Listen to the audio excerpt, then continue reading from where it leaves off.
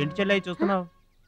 అతను వాడి గురించి ఒక్క మాట మాట్లాడినా వేస్టే. పనికి మాలిన వెధవ, సోంబేరి, తిండి పోతు. ఆయన తిండి సరే, ఈ తిండి దేనికి? రేపు పోటీలు కదా, గెలుద్దామని. గెలుద్దామనే?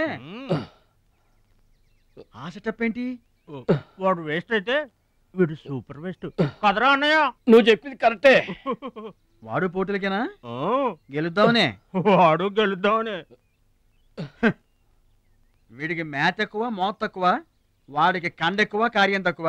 దొందు మా రోజుల్లో అయితేరా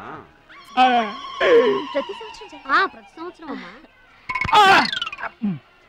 నువ్వా? పాతికిస్తావా? పాతికేంటి? పాలా ఇస్తావా? పావలా ఏంట్రా? పోనీ ఊరికే ఇస్తా. ఏంట్రా నువ్వు ఉంది అంటే? అదేగా, అదే. నిన్ను చంపేస్తాను. ఇసుక బత్తాలు ఎత్తుతుంటే ఆడోళ్ళు ఇరగబడి చూసేవాళ్ళు. పిచ్చాయి బావా, పిచ్చాయి ఎడు. ప్రతి సంవత్సరం లాగానే ఈ సంవత్సరం కూడా జరగబోయే శ్రీరామనవమి పోటీలను మన ఊరి సర్పంచ్ గారు ప్రారంభిస్తారు.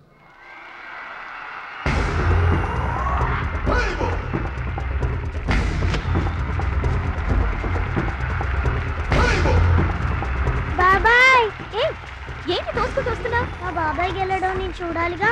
ఎవరు మీ బాబాయ్? అదిగో మిలమిలా మెసిపోతున్నాడే, అతనే మా బాబాయ్. ఆ పంటపయ్య, అతను గెలవడు. అదిగో సన్నగా ఉన్నాడే మా అన్నయ్య, అతనే గెలుస్తాడు. గాజ్ బెంక్ లో ఉన్నాడు, వాడేం గెలుస్తాడు? మా బాబాయ్ గెలుస్తాడు. లేదు, మా అన్నయ్య గెలుస్తాడు. మా బాబాయ్ గెలుస్తాడు.